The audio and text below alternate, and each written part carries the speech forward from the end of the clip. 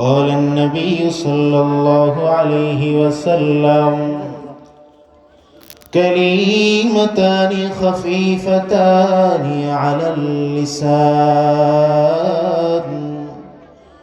ثقيلتان في الميزان حبيبتان إلى الرحمن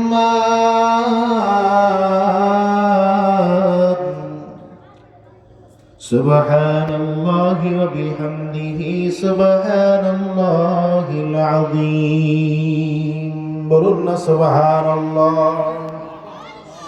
বিশ্ব নবী ডাক দিয়া বলে, রে উম্মত,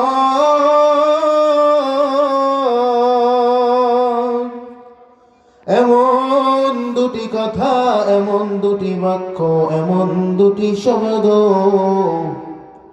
মিজানের পাল্লায় অনেক ভারী রে বাবা। সাকিলাতানি ফিল মিজান, মালিক আল্লাহর কাছে অনেক প্রিয় রে বাবা। হাবিবাতানি ইলার রহমান সুবহানাল্লাহি ওয়া বিহামদিহি সুবহানাল্লাহিল আযীম। বিশ্বনবী বলে, এ উম্মতেরা শোনো, এমন দুটি পাওয়ারফুল বাক্য আছে রে বাবা দুনিয়ার জমিনে। সুবহানাল্লাহি ওয়া বিহামদিহি সুবহানাল্লাহিল আযীম। এমন দুটি পাওয়ারফুল বাক্য রে মানুষ,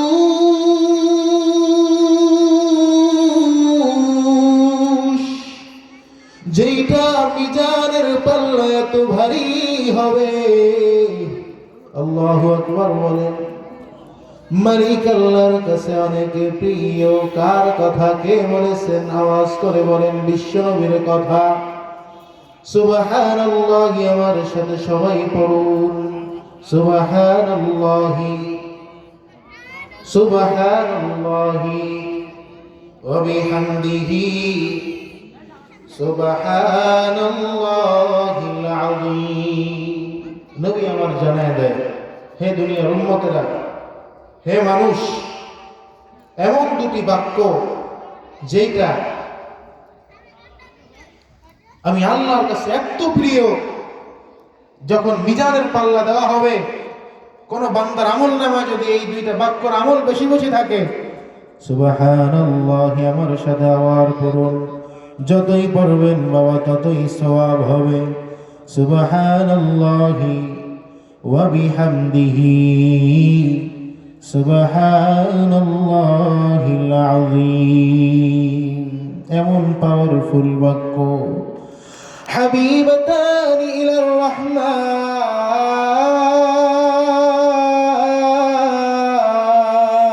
আল্লাহু আকবার বলেন।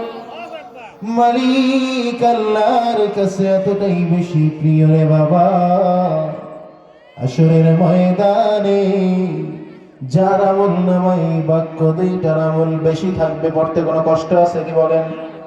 আবার হাবিবাতানি ইলার রহমানের পরে বিশ্বনবী আমার জানায় দেয়, সাকিলাতানি ফিল মিজান খাফিফাতানি আলাল লিসান। জিহ্বায় পড়তে একেবারেই হালকা রে বাবা, পড়তে কোনো কষ্ট আছে?